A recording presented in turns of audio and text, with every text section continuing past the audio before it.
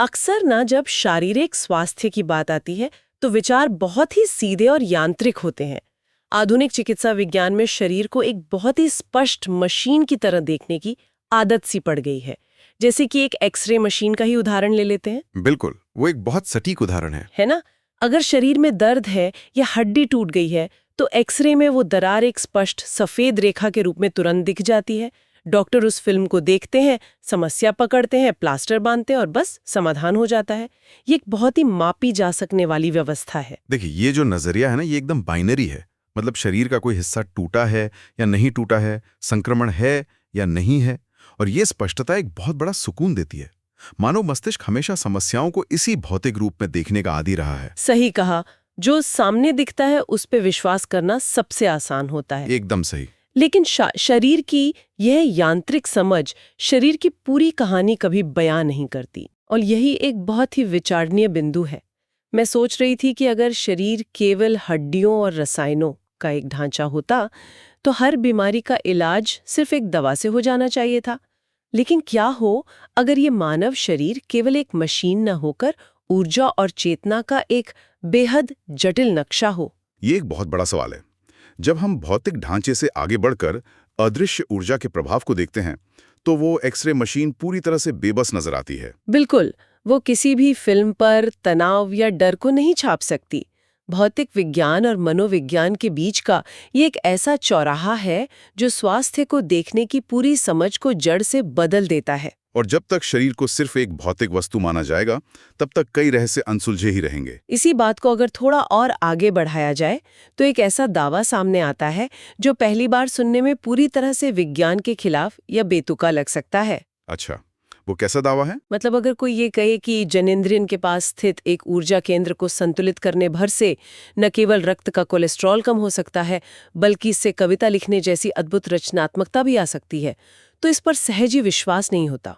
अरे, पहली नजर में ये सचमुच एक बहुत बड़ी पहेली लगता है। ऐसा लगता है जैसे दो बिल्कुल अलग अलग दुनिया की चीजों को जबरदस्ती जोड़ा जा रहा हो। वही तो, कोलेस्ट्रॉल और कविता के बीच भला क्या संबंध हो सकता है?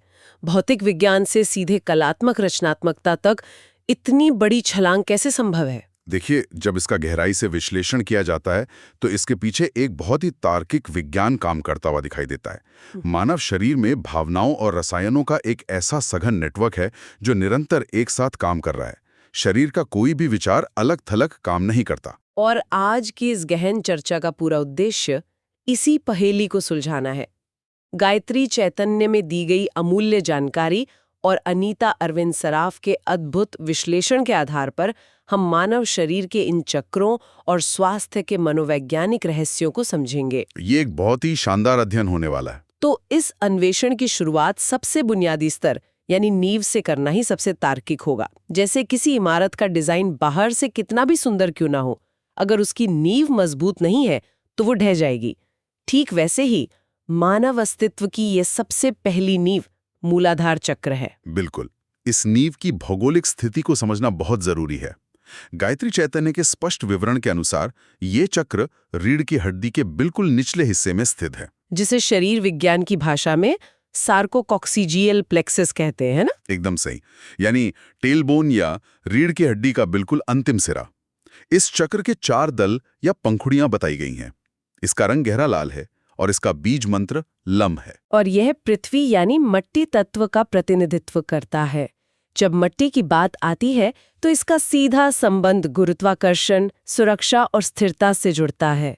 यह वो स्थान माना जाता है जहां कुंडलिनी गाढ़ निद्रा की स्थिति में होती है। सही कहा, ये असीम सुरक्षा का केंद्र है। लेकिन एक मिनट, यहाँ एक बहुत बड़ा वैज्ञानिक विरोधाभास सामने आता है। अगर यह शरीर की भौतिक नींव है तो एनाटॉमी के अनुसार रीढ़ की हड्डी के उस अंतिम निचले हिस्से में कोई भी अंतःस्रावी ग्रंथि या एंडोक्राइन ग्लैंड मौजूद ही नहीं होती। ये एक बहुत ही वाजिब सवाल है। मतलब शरीर के बाकी चक्रों के पास थायरॉइड जैसी ग्रंथियां होती हैं जो हार्मोन छोड़ती हैं।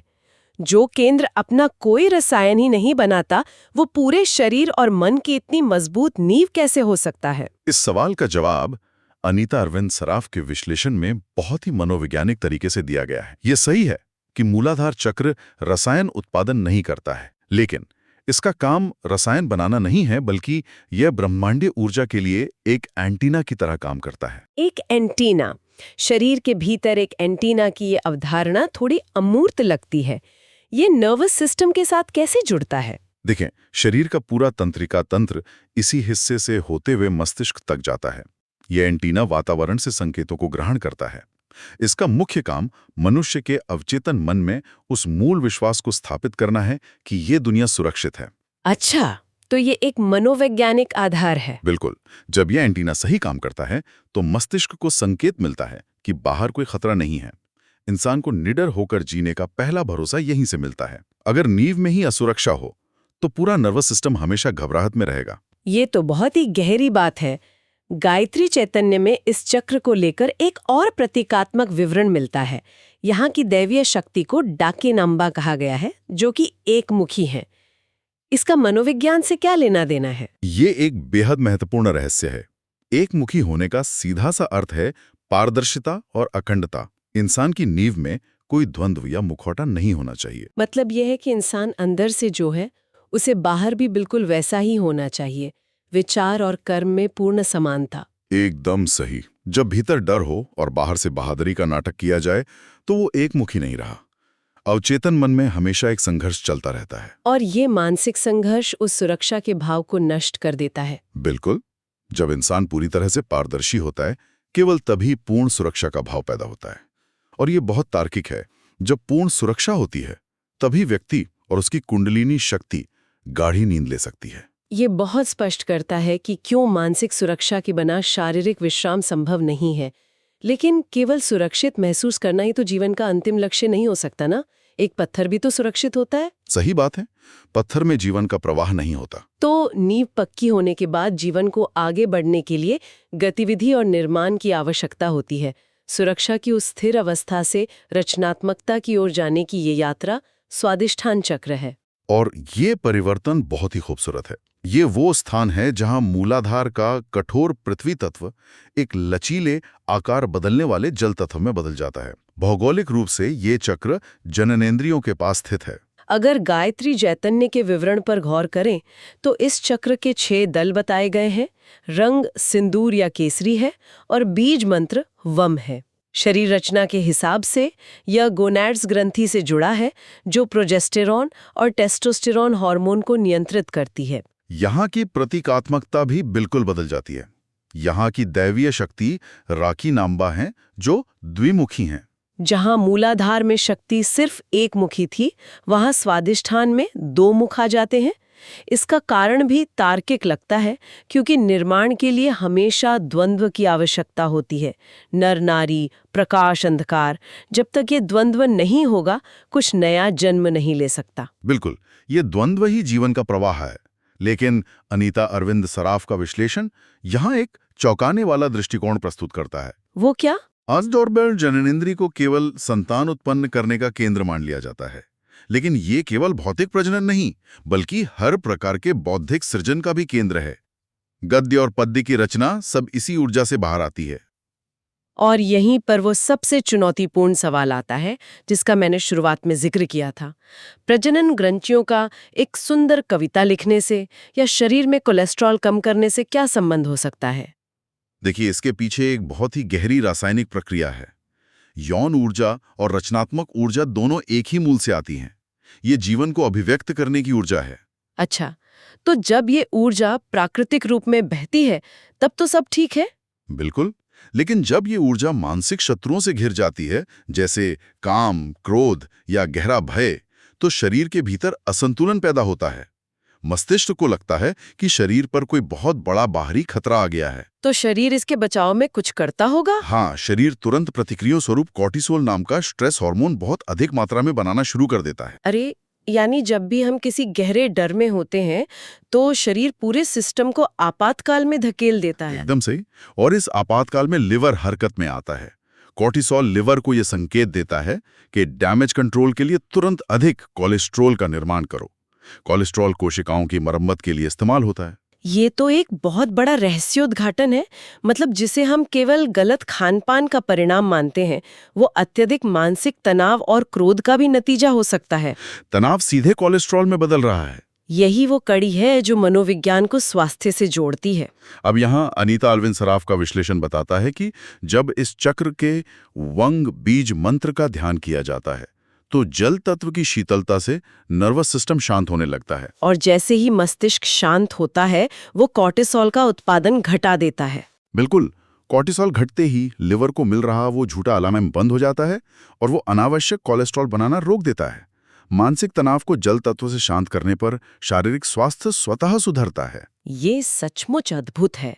और जब वो ऊर्जा डर से मुक्त हो जाती है तो वही ऊर्जा ऊपर उठकर कविता या कला की रचनात्मकता में बदल जाती है। बिल्कुल, ऊर्जा का यह रूपांतरण ही तो कला है।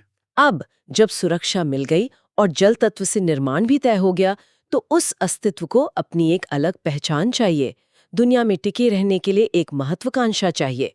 और यहीं से तीसरा पड़ाव शुरू होता है, मणिपुरक चक्र। यह चक्र नाभि में स्थित है। इसके 10 दल हैं, रंग पीला है और बीज मंत्र रम है।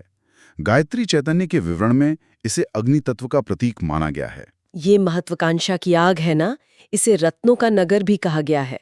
और दिलचस्प बात यह है कि यहाँ आकर कुंडलिनी स्वप्नावस्था में आ जाती है, यानी भविष्य के सपने देखने की स्थिति। सही कहा, ये चक्र सीधे तौर पर इंसान के अहंकार, सफलता प्राप्त करने की लालसा और स्वतंत्र शक्ति से जुड़ा हुआ है। लेकिन यहाँ एक बहुत बड़ी वैज्ञानिक चुनौती खड़ी होती है। नाभि मानव शरीर की वो जगह है जहाँ गर्भनाल जुड़ती है, जो माँ पर पूर्ण निर्भरता का सबसे बड़ा प्रतीक है। तो फिर गायत्री चैतन्य इस निर्भरता वाले स्थान को स्वतंत्र शक्ति और अहंकार का केंद्र कैसे कह सकता है?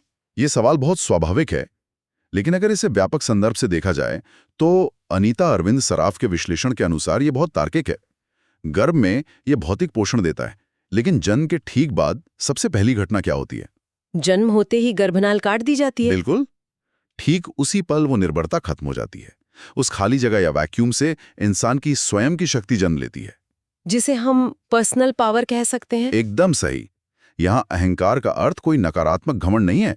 इसका अर्थ है वो आत्मविश्वास जो कहता है मैं अस्तित्व में हूं और मैं हासिल कर सकता हूं। ये खुद को साबित करने की अग्नि है। और गायत्री चैतन्य के अनुसार वाग्देवी की कृपा से इसी मणिपुरक चक्र से वचन सिद्धि और निर्भयता प्राप्त होती है। विपरीत परिस्थिति का सामना करने का साहस इसी नाभि से आता है। ये निर्भरता से आत्मनिर्भरता तक की एक बेहद परिवर्तनकारी यात्रा है। तो आज की इस विस्तृत चर्चा को अगर समेटे तो ये स्पष्ट हो जाता है कि गायत्री चैतन्य में चक्रों की ये जानकारी केवल कोई आध्यात्मिक शब्दावली नहीं है। बिल्कुल नहीं, ये हमारे भौतिक और मानसिक विकास की एक अत्यंत तार्किक और वैज्ञानिक यात्रा है। मिट्टी से जल और जल से अग्नि तक की यात्रा। मिट्टी हमें सुरक्षा देती है, जल हमें रचनात्मकता का प्रवाह देता है और अग्नि हमें आत्मविश्वास देती है। यह हमारी भावनाओं, ग्रंथियों और स्वास्थ्य के बीच एक अद्भुत सेतु है। ये अध्ययन इस बात का प्रमाण है कि कैसे अदृश्य ऊर्जा हमारे भौतिक स्वास्थ्य को संचालित कर रही है। इस गहन चर्चा का अंत एक बहुत ही गहरे सवाल के साथ करना चाहूंगी। आज के इस अध्ययन में केवल नाभि और उसके नीचे स्थित 3 चक्रों को समझा गया है, जो जीवित रहने, निर्माण करने और आत्मविश्वास देने का विशाल कार्य करते हैं। बिल्कुल, ये केवल बुनियादी चक्र हैं। तो जरा सोचिए, जब मस्तिष्क और हृदय के पास वाले ऊपरी चक्र पूरी तरह से खुल जाएंगे तो इंसान की चेतना और क्षमताओं का विस्तार कहाँ तक जा सकता है और वे कौन से अकल्पनीय चमत्कार पैदा कर सकते हैं। आइए इस असीम संभावना पर विचार करें।